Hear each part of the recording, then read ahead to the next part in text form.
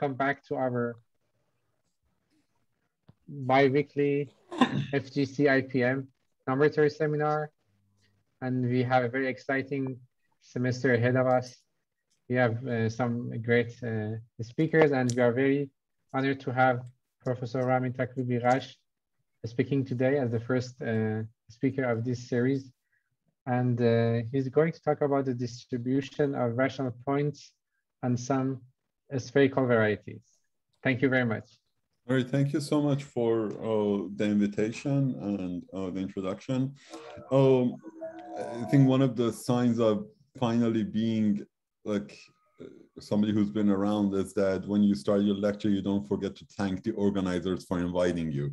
It took me a good 20 years to finally get that now write it in my notes. So that it turns out that that's the key. So what I would like to talk about today is a work in progress with Yuri Schenkel and Sho Tanimoto. This has not been fully written up, so I think of this as basically announcing the possibility of perhaps maybe having a theorem in the next year. Okay, so that's but I'll at least sketch out the argument and hopefully you will at least get some sense of the sort of methodologies that are involved in what we're talking about. So let me start with some generalities for those of you who may be new to the subject, and then later on I'll switch to the more technical parts that may be more accessible to the more initiated people in the audience. So let me start with the classical notion of height. So if P is a point in the projective space dimension n or the rational numbers, then P can be represented by an n+1 tuple of integers, right? Well, rational numbers, but you can clear the denominators and you get integers. And if you do this carefully, then you can assume that the GCD of the xi's is equal to 1. And then you define the height of this point P to be the maximum of the absolute values of the xi's for i's between 0 and n. So this is what we define the height function to be. And in fact, instead of this particular height function, you could have picked any other Banach norm on the n+1 Euclidean space. And you know, this is in some sense a measure of the arithmetic complexity of this point. Like, for example, if you look at the point 1, 1 in P1Q, right? And the point, I don't know, like 10,000, or that's 1,000, and 1,001 in P1Q. When you bring these two, like when you look at the representatives, like this will be this point and this point. These are the 2 points that you're going to get. And on the affine chart where these 2 points land, these 2 points are very close to each other on the affine chart. However, when you look at the height of these 2 points, the height of this guy is 1, the height of this guy is 1,001. And of course, this point is a much more arithmetically complicated point than the point 1, 1 is. And so the height of a function, and this was a notion that was introduced by André Weil in his thesis when he was proving the Mordell-Weil theorem. This was a notion that was introduced by André Weil as the means of measuring the arithmetic complexity of a rational point. All right. So a classical theorem of Northcott asserts that the number of points P in Pn Q such that height of P is bounded by a bound B is finite. And also a theorem of Shanuel gives an asymptotic formula. Gives an asymptotic formula for NB, which will be a constant that depends on n, is the ratio of zeta functions, powers of 2 and the like, times b to the power n plus 1. Okay? I mean, so like the way you want to think about this is that if you look at this NB, this is the collection of n plus 1 integers, right, that are bounded by b and have a certain coprimality condition. All right, so since you have n plus 1 integers, you're going to have approximately b to the power n plus 1 possibilities. If you want to impose coprimality conditions, that's a sieving condition. You're sifting over the non-coprime pairs, and that's going to introduce just a constant. So that's why you get a constant times b to the power n plus 1. So that's approximately the reason. In fact, I don't want to get into the technical details of this. I mean, but all of this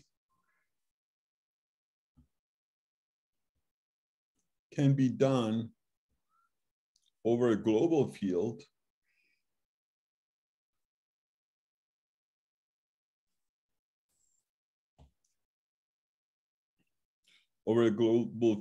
F, and again, Northcott's theorem is true in that case. Shanuel's theorem is true in that case, but I don't want to get into the definition of what like how the height function is defined in that generality. For all intents and purposes, assuming things are done over Q in this context is already interesting enough. Okay. So given a Q variety V in some projected space, a first order approximation to the problem of understanding the distribution of rational points on this variety is on. By the way, how much time do I have? I should have probably asked this months ago, but 1 hour. Oh, okay. Oh well. All right. An hour is good, and I will do this. I will do this. Okay.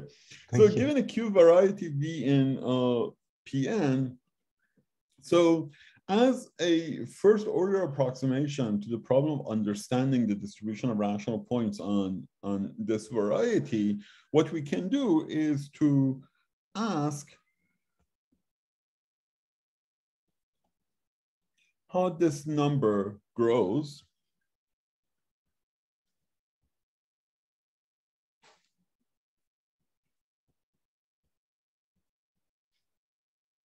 okay, how the number of rational points in VQ with height bounded by B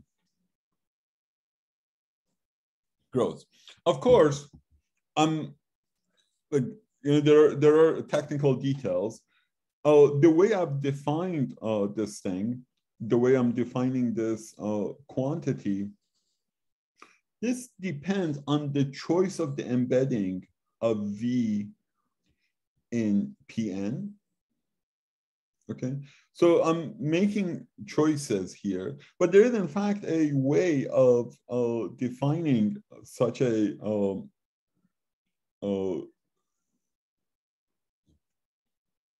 okay, let me I had thought that I was going to give a 90-minute lecture. I don't know why. So as I'm talking, I'm editing my thoughts for the future. So let me try to just give me 1 second to organize my thoughts. Okay, it's fine. All right. So in fact, what I'm doing is that I am whenever I write something of this nature, I am thinking of having fixed an embedding of phi inside Pn, and then I'm making this definition relative to that choice of phi. So an aside is that there is a Bayes height machine. Okay. Bayes height machine associates to each divisor D a height function HD. And the way one does this is that you start with your divisor, you write it as a difference of two very ample divisors. Okay, you write as the difference between the two very ample divisors. And then since these are two very ample divisors, each of them will have two embeddings associated to them.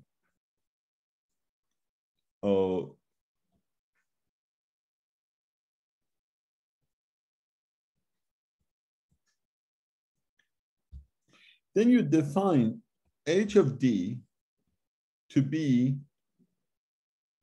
phi1 star h pn divided by phi2 star HPM. Okay, of course, I've made a ton of choices in this construction, right? But ultimately what happens is that these choices are going to be within constants of each other. All of these choices are commensurable to each other. And there is in fact a canonical theory that one develops. And from the perspective of Arkelov theory. Excuse me, so the constant depends on what? The constant depends on the choice of phi1, the choice of phi2, because whenever I have a very ample divisor, all I know about phi1 is that if you pull back O1 from Pn, you will get something that's linearly equivalent to D1 that you had here, right? That's all you know. There is no uniqueness for phi1. Right? Yes. So from the perspective of Arkelov theory, there is this business of metrized line bundles, which much more conceptually captures this business of construction of the height function in general. But I don't want to delve into that right now. All right. So going back to the problem of So in general, point is that you can define this sort of counting function, right, for any height function associated with any divisor on your variety. You can do it for any divisor on your variety. And the sort of height functions that you are interested in are those height functions that are within the cone of effective divisors. Okay, they're inside the cone of effective divisors.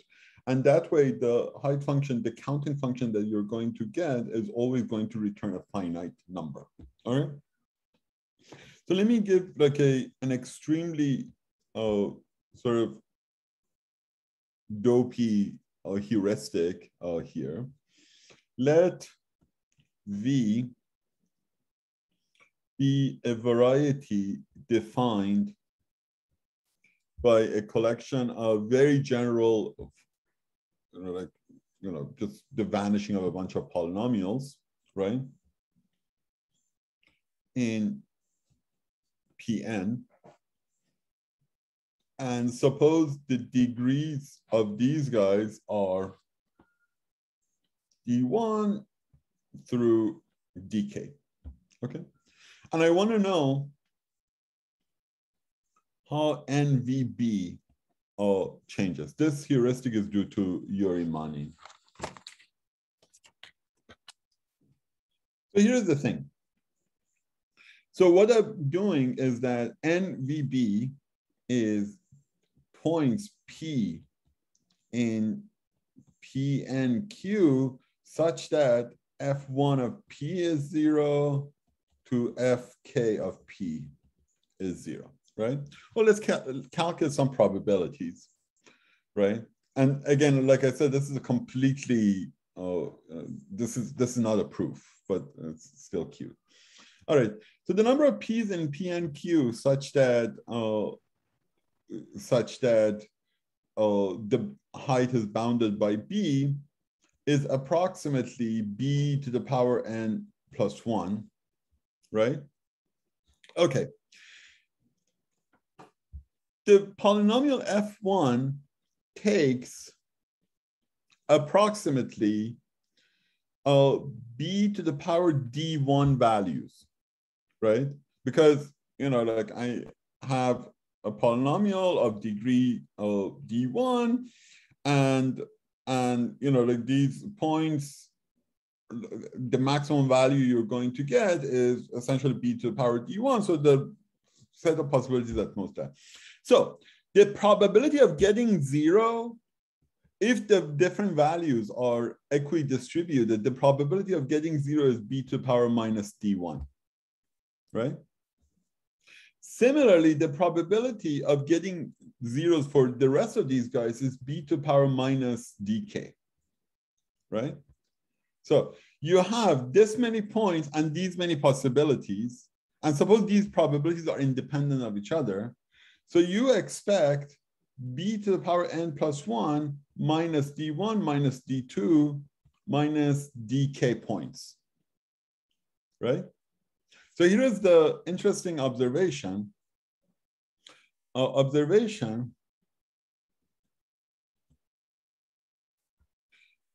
The negative of kv, like the anti-canonical class of this variety, is precisely n plus 1 minus the summation of the di's.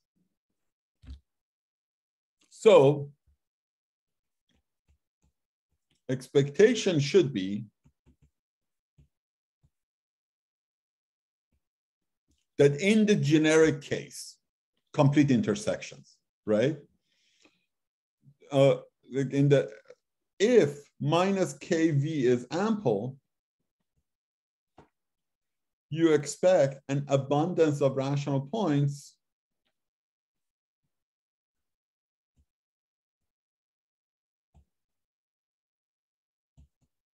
otherwise a rarity, right? So the case where minus kv is ample, this is what we call the Fano case. So a Fano variety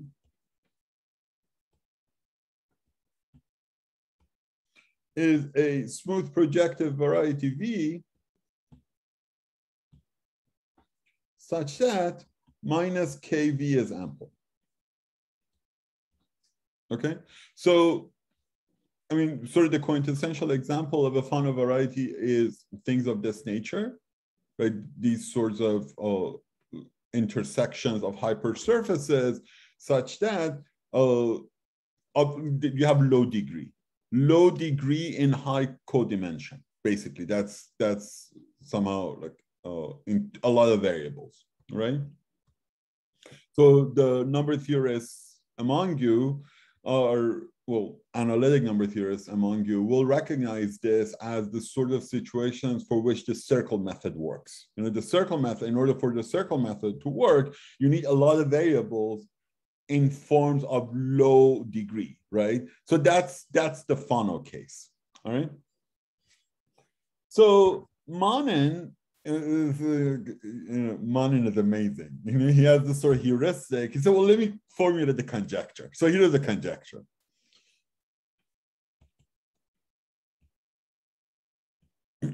The conjecture is, let V be a Fano variety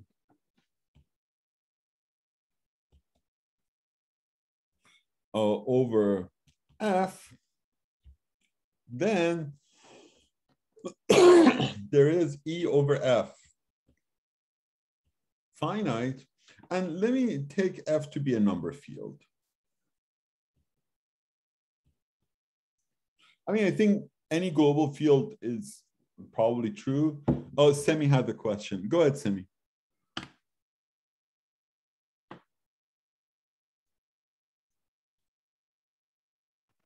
You are muted. Sorry.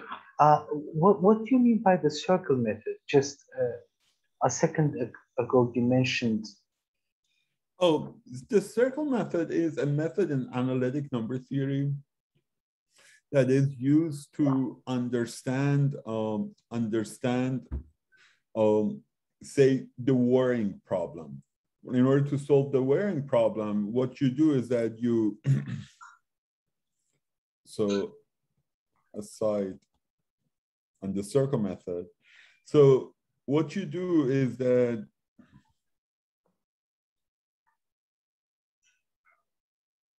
if it doesn't interrupt the flow. Let me come back to that. Okay. Okay, sorry. We'll come back to it. It's a method in analytic number theory for solving or counting the number of solutions of Diophantine equations, right? And it's about integrating basically a Fourier series over a circle, right? And then picking out the places where the Fourier series will have large values. Those are the so-called major arcs, and then excluding the rest. And then the rest will be minor arcs. And then so for major arc computations, you do things explicitly. For minor arc computations, you estimate, okay? So it's, this method is called the circle method, and it goes back to Hardy and Ramanujan. This notion of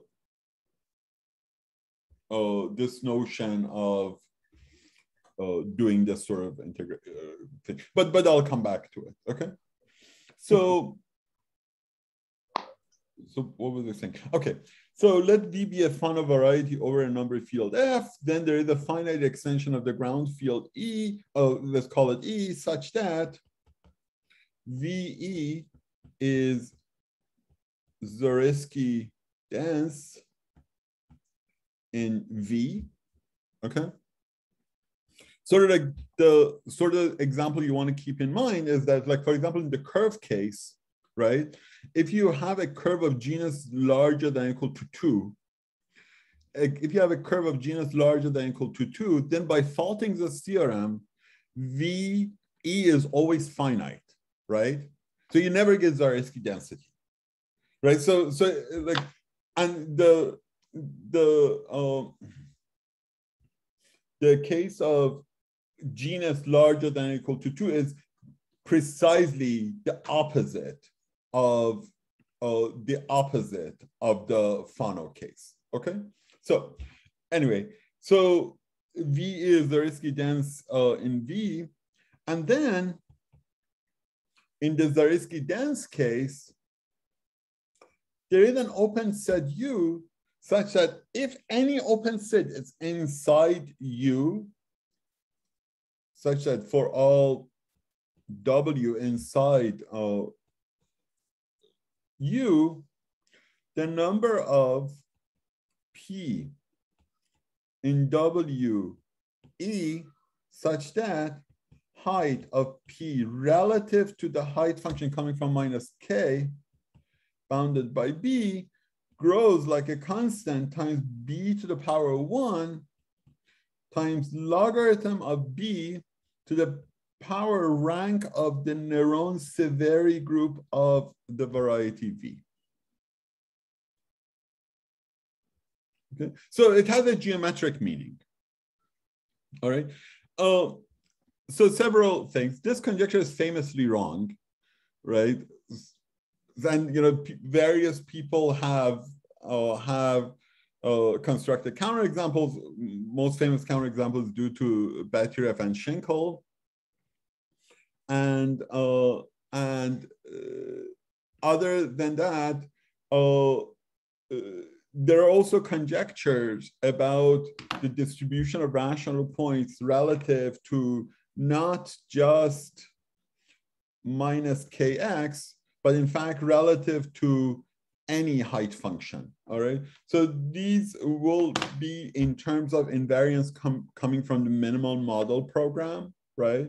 So what happens is that you have the cone of effective divisors like that, and this is often typically a polyhedral cone. Then you have a divisor D, and since you have a Fano variety, minus kx is going to be somewhere in here, right? So you look at kx, which is out there, you connect D and kx with each other. Now, the ratio of this to this is going to be the exponent b, and the codimension of the face where this line intersects the cone of effective divisor is the exponent of this, and there should have been a -1 there. Okay, so there is a very precise description of this, and in fact, what happens is that you need to throw away in order to get these asymptotic. So these are the corrected conjectures that exist nowadays due to works of Baturev, Schinkel, and more recently Tanimoto, Brian Lehman, and Sengupta. So there are now more precise conjectures where you need to throw away certain thin sets in order to get the asymptotic formula. And once you throw away those thin sets, then the conjectures seem to be true. In any case, so it's not all bad news. There are in fact theorems that one can prove for these cases. And so examples where the conjecture is known is complete intersections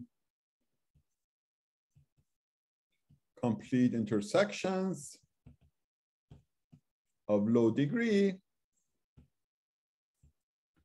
So this is the circle method, business analytic number theory. Most of the other examples I know involve some kind of group action. So the toric variety case is Baturev and Schinkel. Compactifications of additive groups is Chambers-Lois and Schinkel.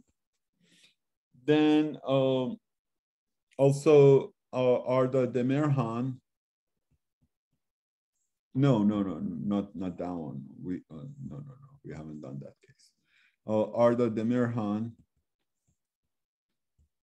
and me, we did some work on the toric variety case. The additive group is Chambers-Lois and Schinkel.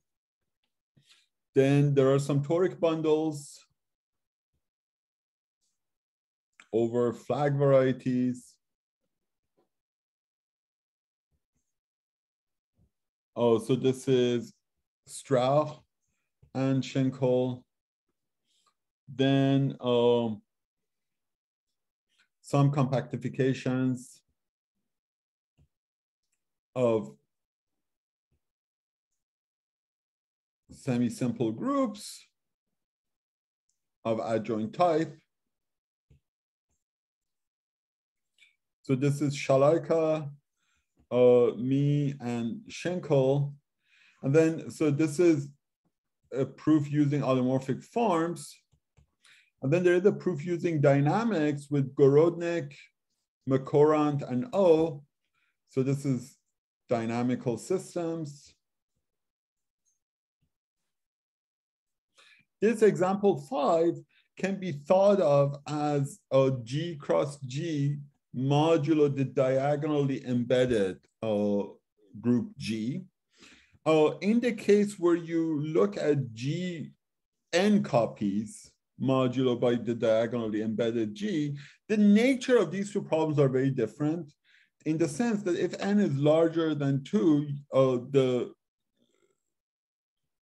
this guy is not spherical.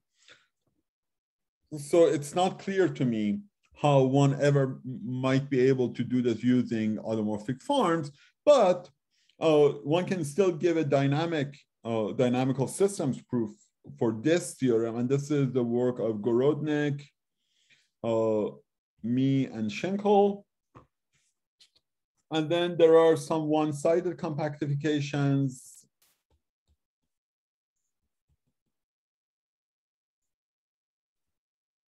Of PGL2, which is the work of Tanimoto and me.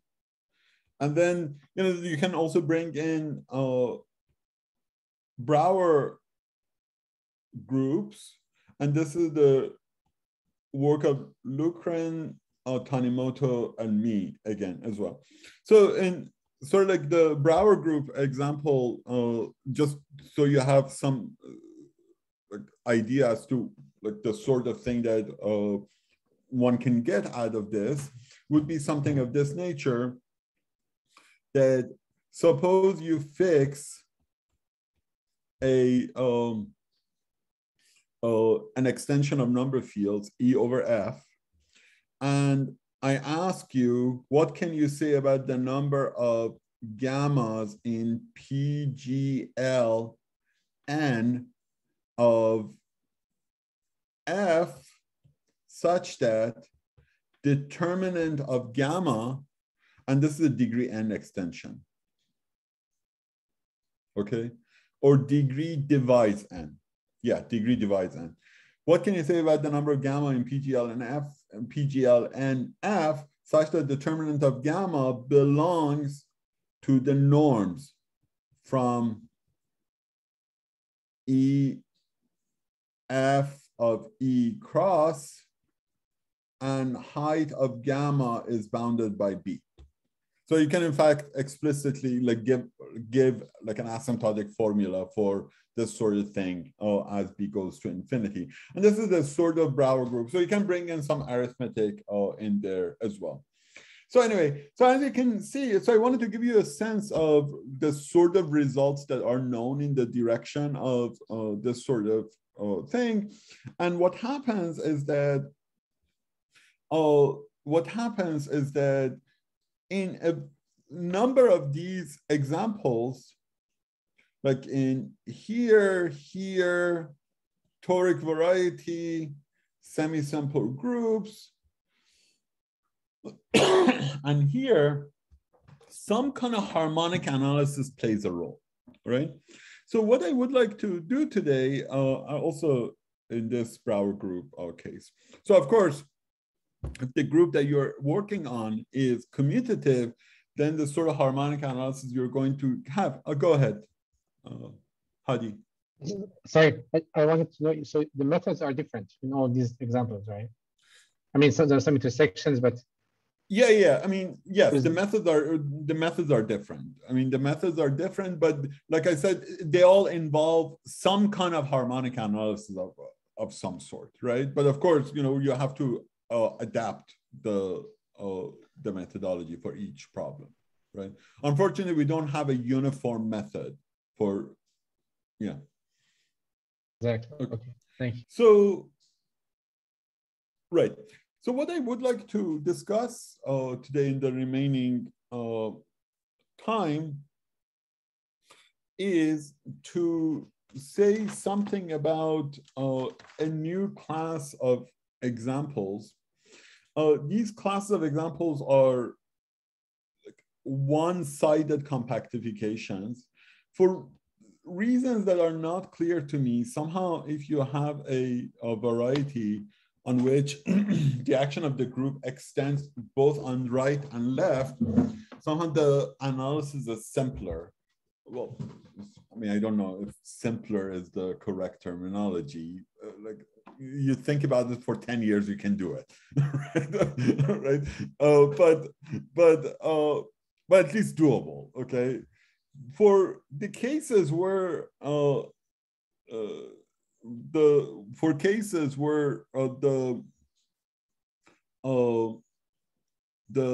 problem is like the action of the group on the variety is one-sided, then somehow things look far more complicated.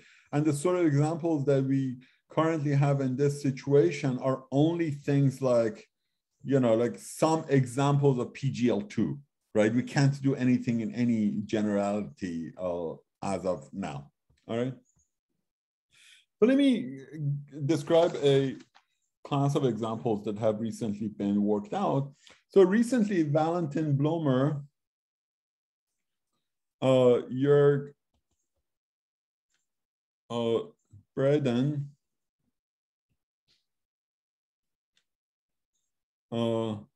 Ulrich Derenthal, and Giuliano Gagliardi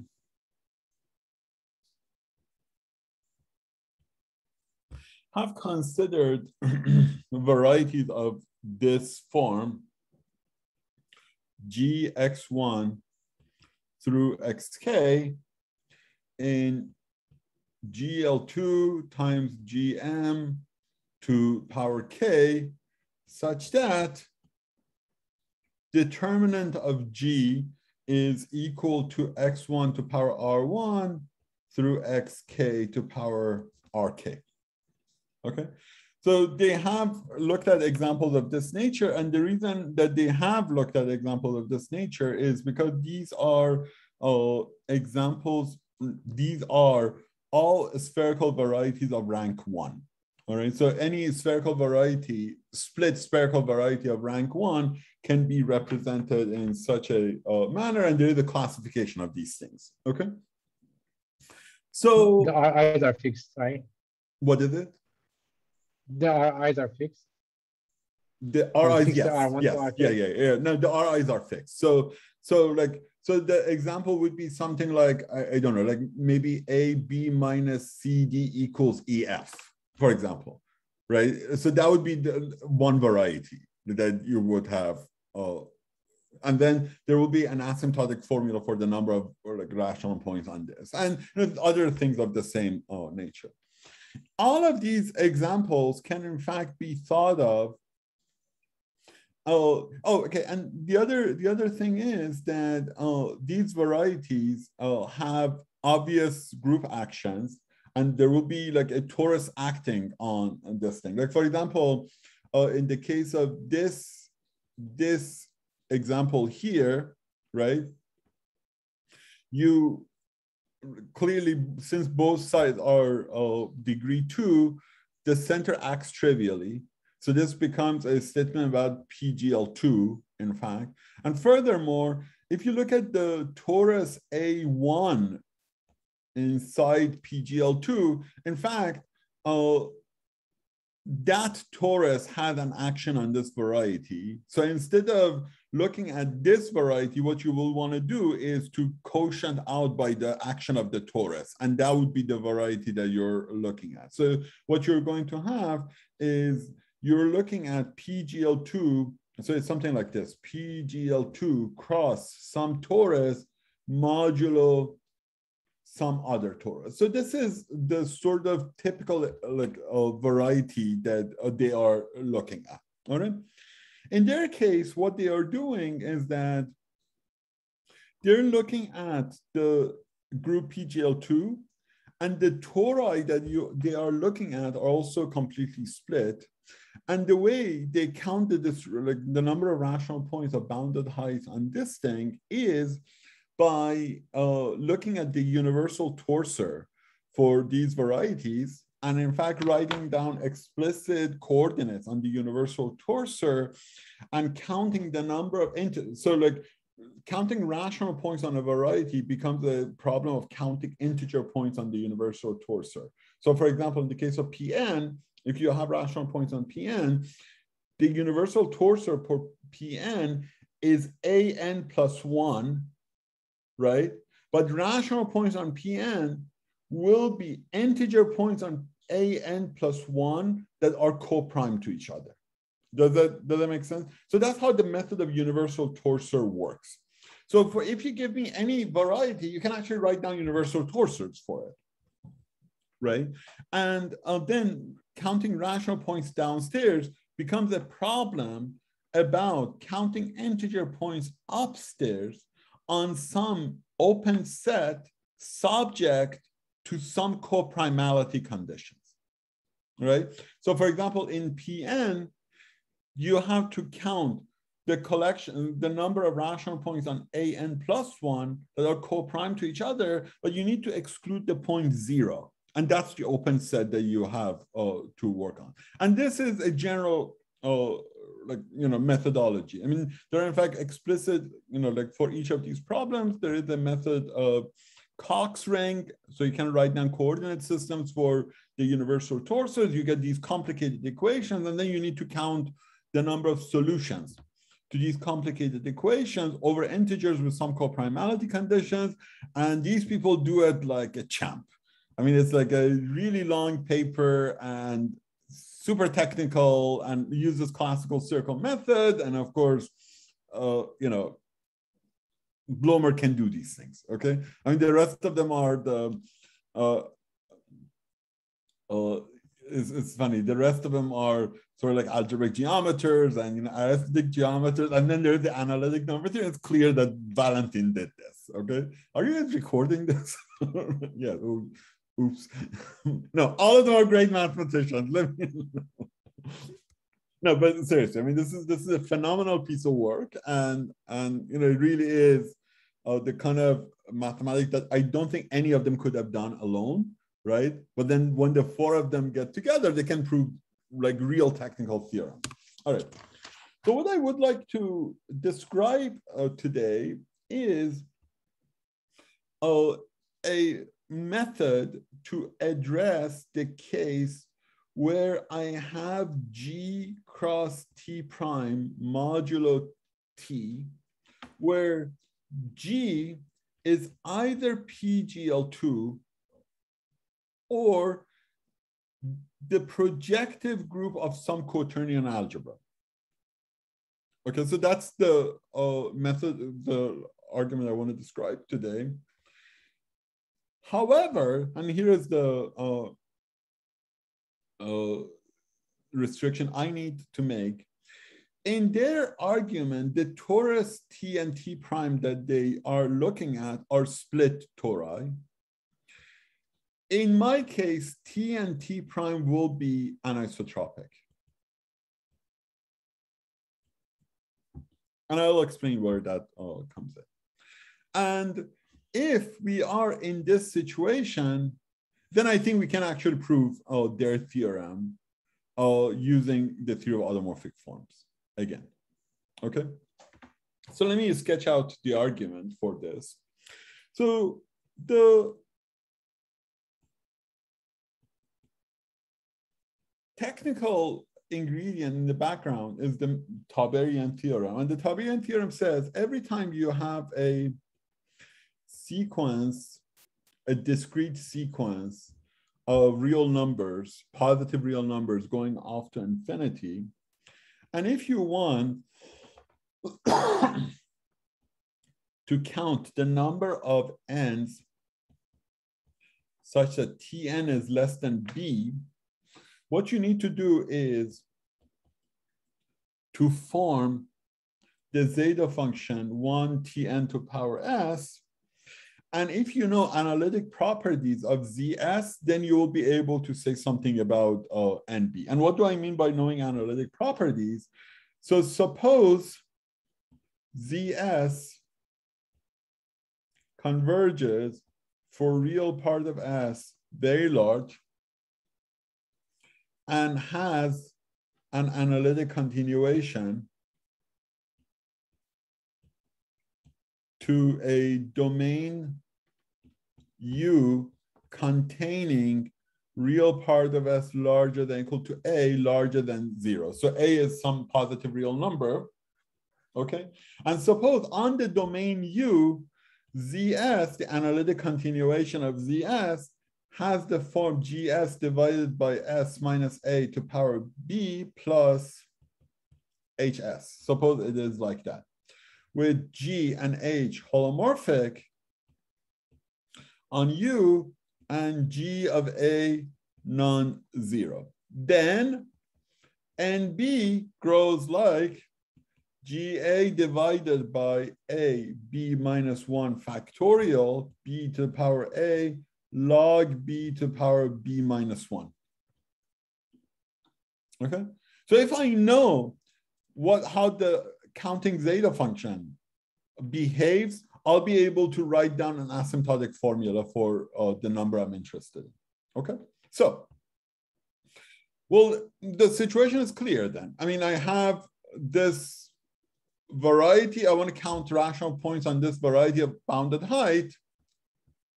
And this is the common theme. Hadi, you were asking what's the common theme.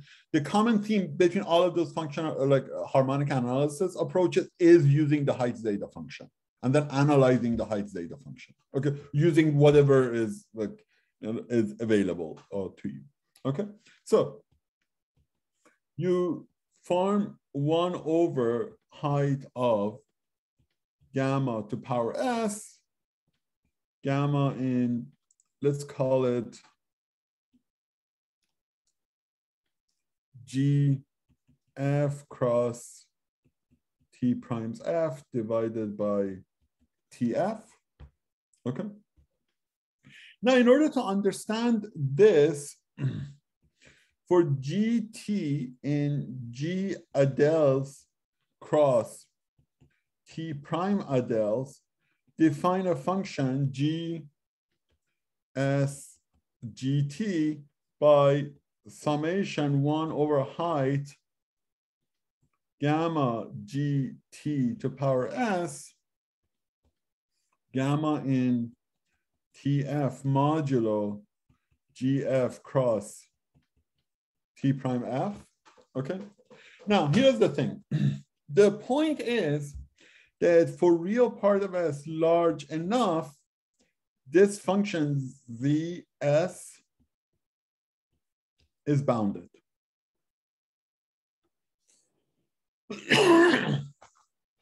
Okay, this function is bounded, and since I'm assuming that T prime is anisotropic, GA modulo GF cross T prime A modulo T prime F is a finite volume. So for real part of S large, ZS, this is in L2 of this space. Okay. Now, how do you describe the L2 of like GA modulo GF? This is the theory of automorphic forms, right? And then what's the L2 of this guy, this portion? This is characters, because I just have like an anisotropic torus.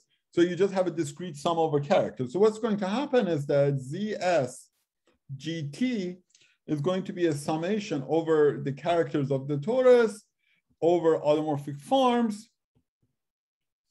Then you have this phi G chi T. So this is automorphic, like non-trivial automorphic forms plus one-dimensional characters. So you have an infinite dimensional contribution, and then you have a one-dimensional character. And then if you have PGL2, you will have an Eisenstein contribution, series contribution. Okay. So the one-dimensional character business is a computation that you can do using motivic integration. Okay. So this is computable.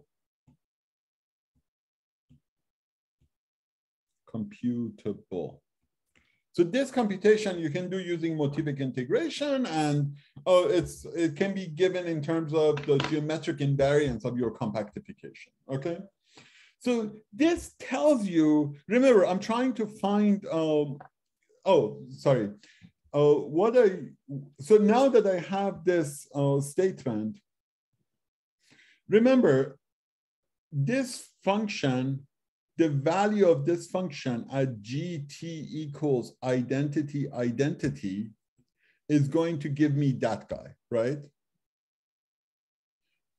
But in order to do that, right now, this identity is an identity of L2 functions. We don't know yet that it's an identity of continuous functions. Because I want to, if I have an identity of L2 functions, I need to put them, compute the two sides for some single value and claim that they are equal to each other, correct? Well, that requires having some information. So let me jump over that rather non-trivial point. Okay, this is in fact a serious point, but let me not worry about it. So what I'll do is that I will put in gt equal to identity. So what I'll get is that I get the S equals summation chi summation phi Z phi tensor chi phi E one-dimensional Eisenstein. And so far, this is for real part of S large, okay? So I need to now do analytic continuation.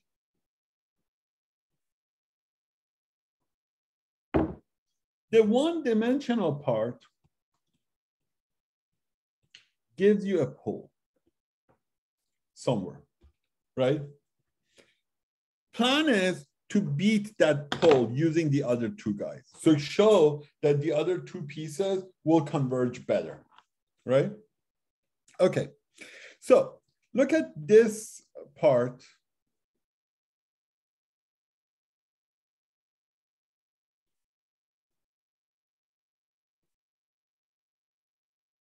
Okay, look at that part. If you look at that,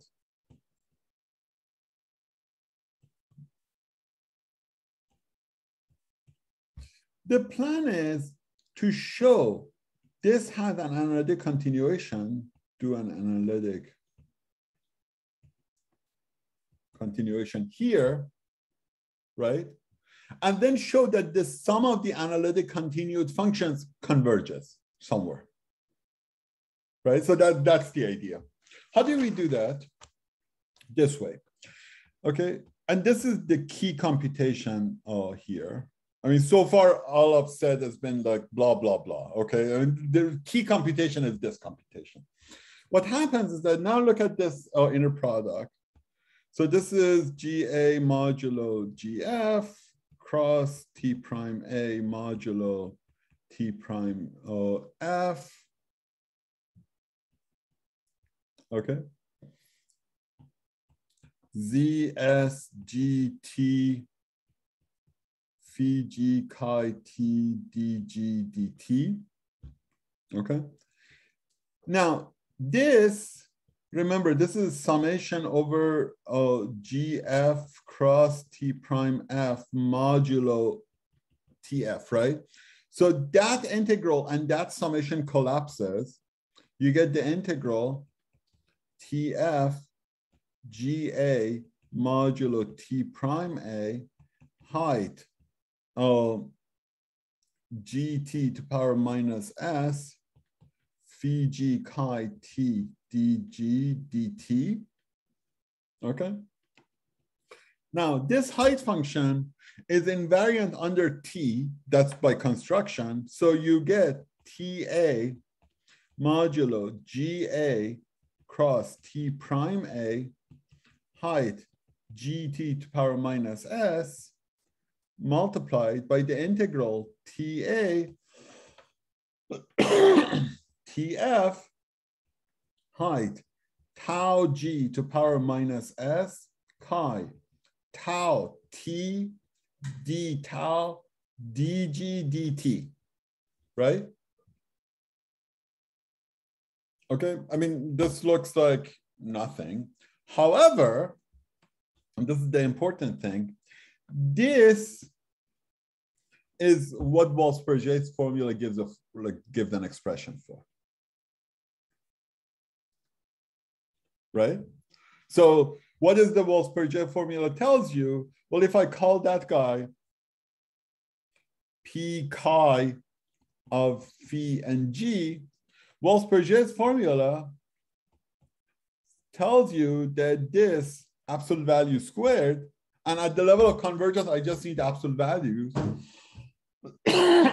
This is going to have L 1/2 base change of the automorphic form phi that contains, if phi corresponds to the automorphic form pi,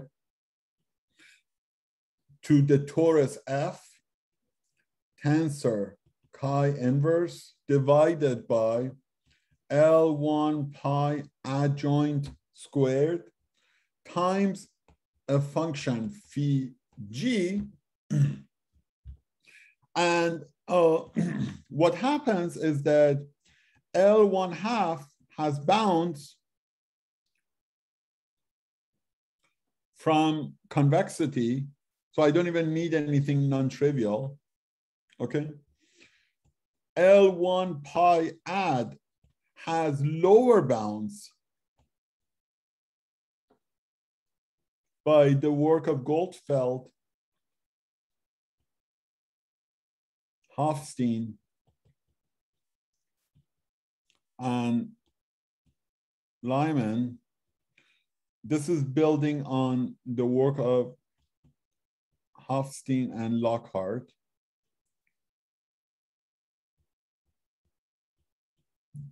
This is a paper in the Annals, and then the Goldfeld, Hofstein, Lyman paper is like an appendix to it where they make it more effective. And so this gives you bounds, and then phi g is rapidly decaying, or decaying somewhat, decaying enough. That's because Walsh-Perget's formula actually gives explicit formula for what phi g is. And then you have to use some bounds by Shahidi about approximations to Ramanujan conjecture. That's it. So that's how you get the decay of these guys. And then since this is decaying now, what happens is that this will be multiplied by a decaying function. So this portion will converge better than the one-dimensional representations. For the Eisenstein series contribution that I wrote here, you need an analog of Walsh-Perget's formula for Eisenstein series, but that's something that Shou-Wu Zhang has done. So you use Shou-Wu Zhang's version of Walsh-Perget's formula for Eisenstein series. And I have not written that part out yet. So far, the part that I've written is for the cusp-form case, but I'm not so worried about the Eisenstein series part. That's probably elementary.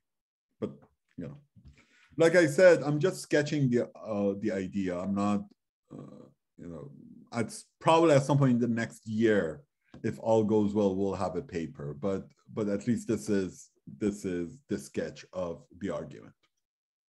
Okay, that's it, and it's 11:02. Thank you very much. Excellent. So, are there questions?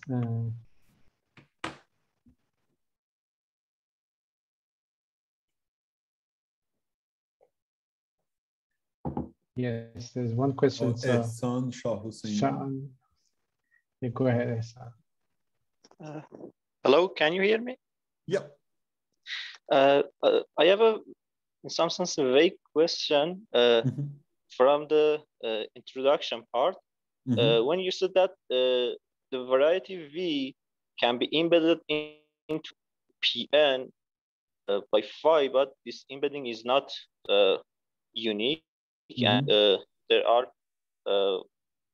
some embeddings. My question is that,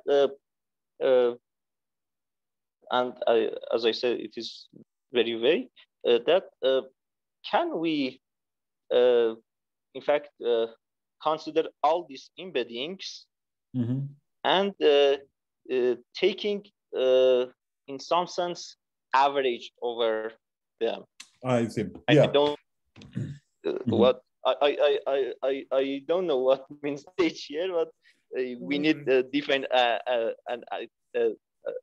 average measure here. Yeah, that's actually an interesting question. I don't know. I don't know if there is some kind of, I mean, the thing about it is that if you look at the embeddings, the power of, so like, I mean, in cases where you expect NVB, so let me call it N phi B, right? Then only the constant in front depends on phi,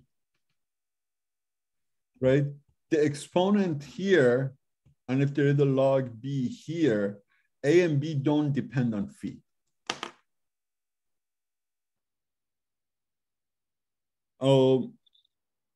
So what is the average value of these things? I have no idea. That's an interesting question though. I mean, what does it even mean to do an averaging?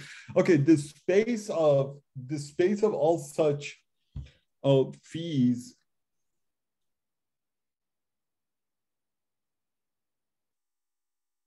I mean, you have to also be careful about what averaging means, right?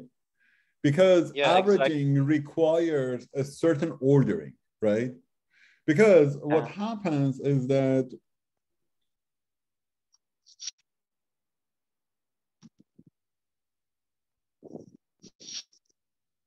I'm honestly not sure. I mean, I appreciate the question. I think it's an interesting question, but here's the thing. I mean, given a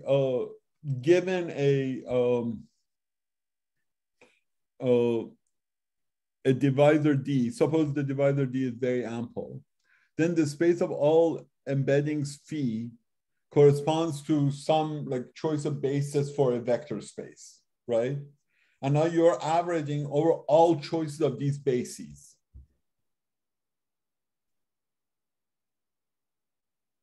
Yeah. I honestly don't know. So it seems a subtle problem. It's a very subtle problem, I think, because the constant that show up in front, the constant C phi is in fact a subtle constant.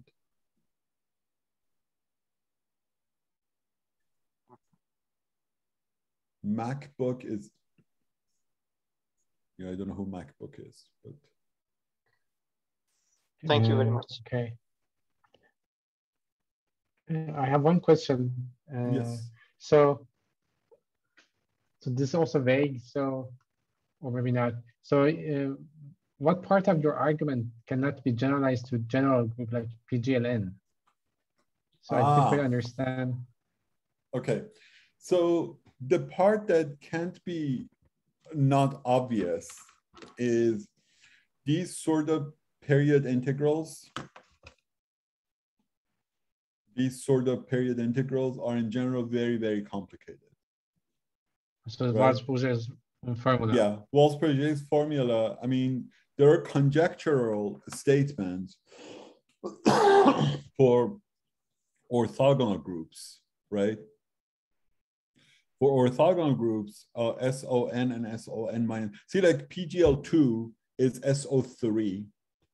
A torus is SO2, right? Some form of SO2. So this is Walsh-Bourget's formula is an SO2 period in SO3, right? For SON minus 1 periods in SON, you have a conjecture by Ichino and Ikeda. The problem with the conjecture of Ichino and Ikeda is that you require your representations to be tempered. All right. Okay. Yes, you can assume that. However, in the generality of an arbitrary, even orthogonal group already at SO5, which is PGSP4, you will have automorphic representations that are not tempered. So the Ichino-Ikeda integral, the Ichino-Ikeda formula will not work. Like we don't even have a conjecture as to what to expect. So this is totally hopeless. This method. Yeah, this don't method even know what. is. Okay. We have no idea. So even in the split case. Okay. Even in the split case. The problem with the split case, maybe I should also say why I'm assuming the non-split. The T prime is anisotropic. The reason I'm assuming T prime is anisotropic is because in this spectral decomposition theorem that I wrote over here, if T prime is not anisotropic, you don't just get a summation over chi. You get a summation followed by an integral, right? So the analysis is going to be more difficult. I mean, technically speaking, if we can do the summation part, then there is an idea of Strach and Schenkel that should do the case where you also have an integral, but I haven't thought about it at all, so I don't know. Okay, so I mean, I suspect I will eventually write the paper for G being a quaternion algebra or PGL2 and T and T prime arbitrary, but we're not there yet.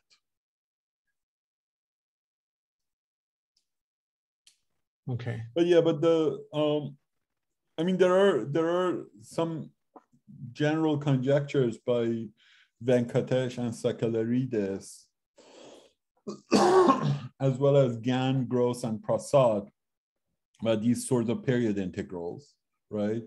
But all of these are still at the level of speculations, and it's not clear to me whether there is any understanding of the tempered case. I mean, if you have the case of, say, the group GSP4, there is some understanding of what the non-tempered spectrum of GSP4 should look like, okay? So these are these Saito-Kurokawa lifts that have a construction. So maybe you can do something for the tempered part of the spectrum, and for the non-tempered part of the spectrum, use something, but I don't know. It's not clear to me how one would go about doing it.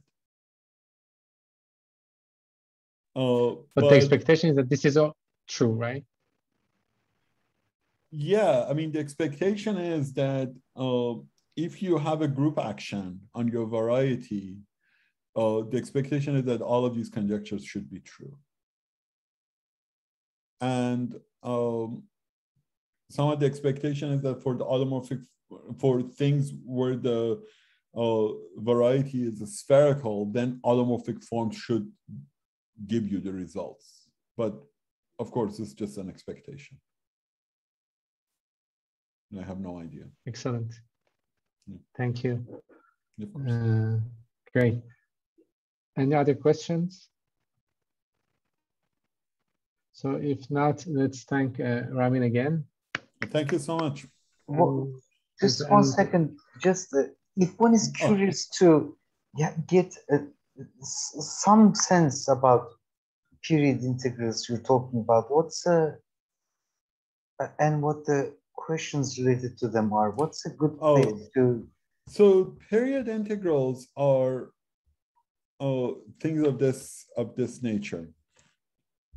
So the effect is something of this sort. Like in the general problem is you have a group G, you have a subgroup H of that group G, and like this is an abstract problem. Okay, you have a group G, you have a subgroup H, then you have a representation pi of G, you have a representation rho of G. Does rho occur in the restriction of pi to H, and with what multiplicity?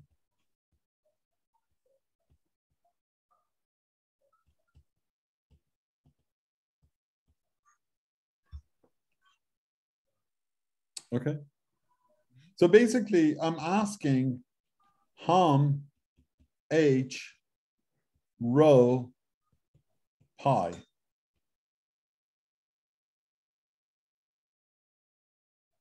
Does that embed in there? Or maybe pi restricted to h.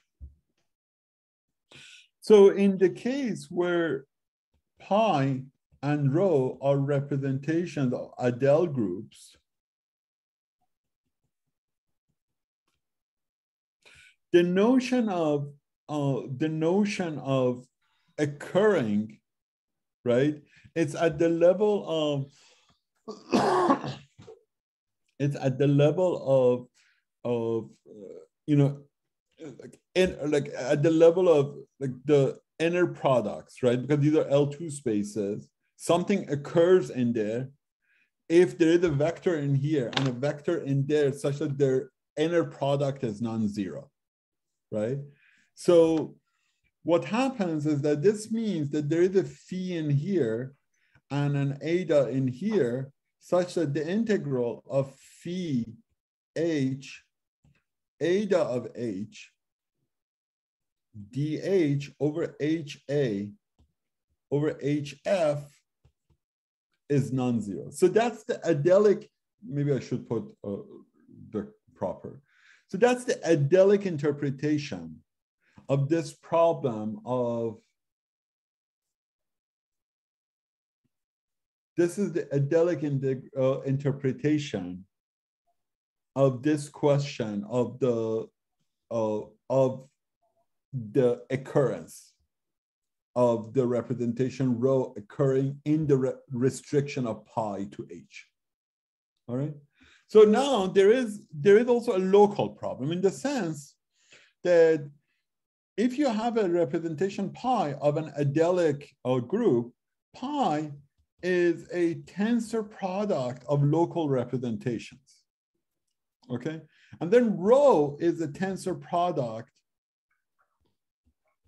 of local representations, because the Adele group is essentially a product of local groups, essentially. I mean, not exactly, but essentially a product of local things.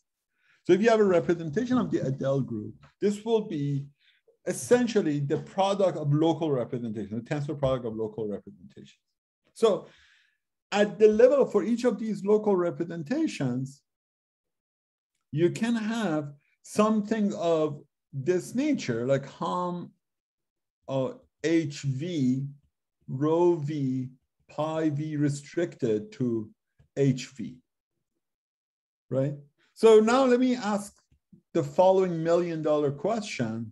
Well, maybe 50 cents, not $1 million. I mean, you're not going to win $1 million for this, okay? The following 50-cent question that, let's call that guy period phi eta. The period is non-zero if and only if for all v, hom hv, rho v, pi v, hv is non-zero. Is it true? Notice that the non-vanishing of the period integral is a functional analysis question, right? Because the non-vanishing of the period integral is the non-vanishing of the integral of like the product of two functions. Are there explicit functions, like concrete, honest to goodness functions, phi and eta, such that I multiply them, integrate, I get something non-zero? The statement on the right-hand side is a completely representation theoretic question, because these representations, pi v and rho v, they're abstract representations. They're not spaces of functions, right? And the answer is no. So typically what you need is some kind of global glue. The global glue is something of this nature, that when you look at Walsh-Perget's formula, this is the period integral. phi g determines the existence of the local non-vanishing things. What happens, however, is that you have this L1 half in the picture, right? So if the expression on the left-hand side is non-zero, if there is a non-zero period, then phi g is non-zero, and also the L value is non-zero. And the conjecture then is that you can in fact go in the opposite direction, and for this case, this is true. In general, what happens is that this global glue is some kind of non-vanishing of L function.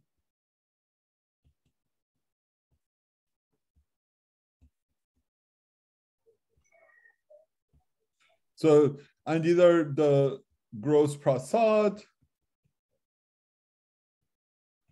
Gann-Gross-Prasad,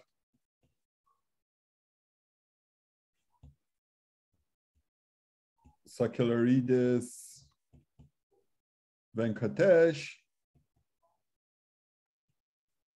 etc. Icheno Ikeda.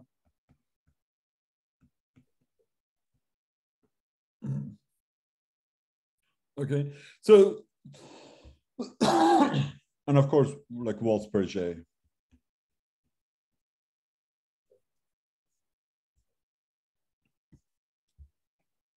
Okay, so these period integrals are very, very intricate objects, right? Somehow they are a bridge between functional analysis and abstract representation theory, right? And then somehow like the really surprising thing is that then, these L functions enter the picture that are like really number theoretic objects. They're really arithmetic. L functions are really arithmetic, okay? So somehow, I mean, they're not independent of each other. So that's the reason that, in this case of Walsh-Perget business that we use, I want to estimate this thing, and then we end up having to say something about L functions and like bounds for L functions, etc., etc. I mean, because that's sort of like a general feature of this theory. Thank you. Yeah, of course. I mean, that seems to be a lot of material, so maybe people, including me, might have further questions, but after pondering on the lecture, absolutely, send me an email. Send me an email. I'll be happy to speak. I'll be happy to. Okay, thank you very much. Thanks. Thank you. And so before we go, let me advertise the next speaker. So in 2 weeks, we will have Mark Kissin from Harvard University. So very nice. Thank you very much, Ramin. Again. All right, thank you so much. Have a good day. Thanks for the invitation. Good seeing everyone. Old friends. Lots of old friends here. That's good. That's good. Thank you. Thanks. All right. Bye. Thank you. Bye.